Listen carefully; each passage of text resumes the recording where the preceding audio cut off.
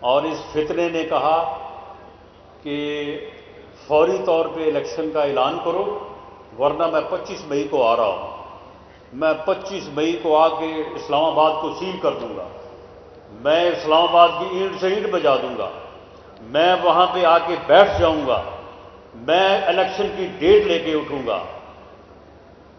تو پھر جو پی ڈی ایم کے سربراہی اجلاس تھا، انہوں نے کہا کہ جی اس دھمکی کے آگے تو ہم نہیں جھکیں گے، اگر یہ اس طرح سے دھونس سے، دھمکی سے، تکبر سے اور اس طرح سے جو ہے یہ دھونس دے کے کہتا ہے کہ میں یہ کروں گا، میں وہ کر دوں گا، تو پھر اس طرح سے تو جو ہے وہ ہم اس کے آگے نہیں جھکیں گے۔ لہذا پھر 25 مئی کو پورا انتظام کیا گیا، اور یہ تو کہتا تھا نا کہ تمہیں میرا نام لے کے کہتا تھا کہ تمہیں اسلام آباد میں چھپنے کے لیے جگہ نہیں ملے گی۔ میں نے کہا بیٹا تم آؤ، تمہیں بھاگنے کے لیے جگہ نہیں ملے گی، تمہیں راستہ نہیں ملے گا بھاگنے کے لیے۔ تو پھر وہی ہوا، 25 مئی کو ان کو پھر بھاگنے کے لیے راستہ نہیں ملا وہاں سے، اور خود یہ وہ جناح ایوینیو کے پاس کہتا تھا میں ڈی چوک آؤں گا، میں ڈی چوک آؤں گا، میں ڈی چوک میں آ کے جو ہے وہ دھرنا دوں گا۔ تو پھر وہاں سے بھاگ گیا پیچھے سے۔ تو اب تم کہہ رہے ہو 1 سال بعد کہ جی 14 مئی کو الیکشن اگر نہ ہوئے تو میں سڑکوں پہ ہوں گا۔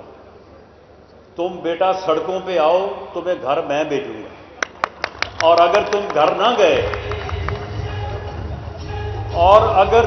نہ گئے تو پھر کسی اور جگہ تمہیں بھیجوں گا، اور وہاں پہ تمہیں دنیا کی ہر سہولت ملے گی، لیکن ایک چیز نہیں ملے گی جس کے بغیر تمہارا جو ہے وہ گزارا مشکل ہے۔ تو اس طرح کی دھونس اور دھمکیوں سے اگر تم کہتے ہو کہ پاکستان مسلم لیگ نون اور اس کی اتحادی گورنمنٹ جو ہے وہ تمہارے سامنے جھک جائے گی، تو یہ تمہاری خام خیالی ہے۔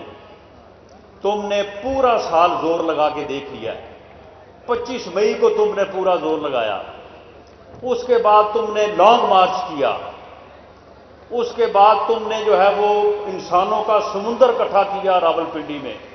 ویسے وہ سمندر نہیں تھا، اس سے زیادہ لوگ اب یہاں پہ آج اس آفس کے دفتر کے افتتاح کے لیے پہنچ گئے۔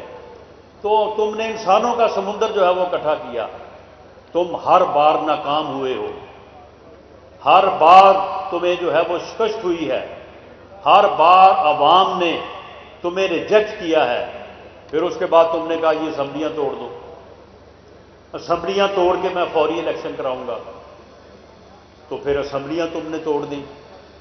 میری بات کان کھول کے سن لو، عمران خان تم ایک فتنہ ہو، تم اس ملک میں فساد چاہتے ہو، ہم انشاءاللہ تعالی تمہارے اس فتنے کو الیکشن میں عوامی ووٹ کی طاقت سے جو ہے وہ اس کو دفن کریں گے۔ اور یہ وقت ہے کہ تم آؤ، بیٹھو، سیاستدان بنو، سیاسی جماعتوں کے ساتھ بیٹھو، سیاسی قائدین کے ساتھ بیٹھو، اور یہ طے کرو کہ الیکشن کس طرح سے ہونا چاہیے۔ الیکشن فری ہونا چاہیے، الیکشن فیئر ہونا چاہیے، الیکشن ایسا ہونا چاہیے کہ اس کے رزلٹ کو ہر کوئی تسلیم کرے۔ یہ باتیں ہیں وہ جو اس وقت کرنے والی ہیں۔ تو پھر الیکشن جو ہے وہ اسی سال ہوگا، فری ہوگا، فیئر ہوگا، اور اسمبلیاں اپنی مدت پوری کریں گی۔ یہ بات تم ذہن میں رکھ لو۔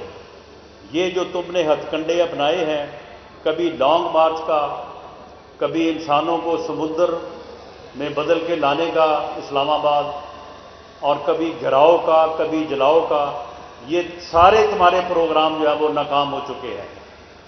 اور اگر تم اس قسم کا ہتھ کنڈا دوبارہ اپناؤ گے تو پھر ہو سکتا ہے ہمارا جو پروگرام ہے، ہم نے تو تمہیں بتا دیا ہے کہ بیٹھ کے بات کرو، سیاست دانوں والی بات کرو، فتنے اور فساد والی بات چھوڑو، تو اس ملک میں فری اور فیئر الیکشن ہو سکتا ہے۔